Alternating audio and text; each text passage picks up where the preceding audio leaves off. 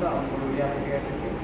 আমি একটা গ্রামে ছিলাম, তাই আমার মোটামুটি 2014 থেকে আমি ড্রিঙ্ক করতাম। পড়াশোনায় ভালো ছিলাম, কিন্তু সেই ওখানে যদি সফটওয়্যার মধ্যে দেখতাম প্রায় কিন্তু সেটা দিকেও আমি মত ছিলাম। অনেক মত নেশা করেছি অনেক।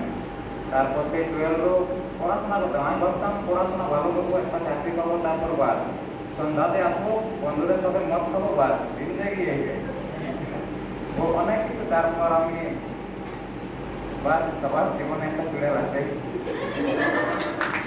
চলে যাওয়ার পর 3 মাস আমি, তারপর আবার 3 মাস আমার পুরো ঘুম হয় না, টেনশন ডিপ্রেশন এনি টাইম।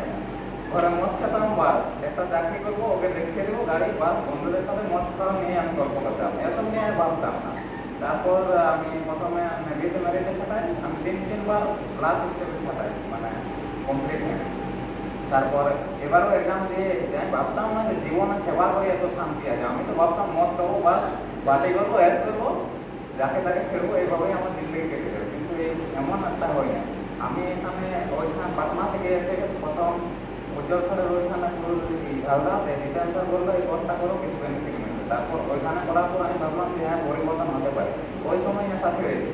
তারপরে আমি ভেবেছিলাম না যে আমার নেশা ছেড়ে দেবে, ওর কথা নিয়েছিলাম, সে চলে গেল বাথরুমে, আমাকেও বিড়ি নিয়ে যেতে হতো, বিড়ি কি সিগারেট, সেই অবস্থায় ছিল আমার। কিন্তু আমি ভাবতাম না যে আমি এতটাই পরিবর্তন হয়ে যাব যে আমি নেশা না করেও থাকতে পারবো এবং সেবা করে যে এতটা আনন্দ। আমি ভাবছিলাম যে মন খেয়ে জিন্দগি বাস, যতদিন বাঁচবো টাকা কামাবো, সন্ধ্যায় এসে উড়িয়ে দেবো, পরের জন্মে কে ভাবছে কার কি উপকার করবে। ভাবতাম না ভাবছি।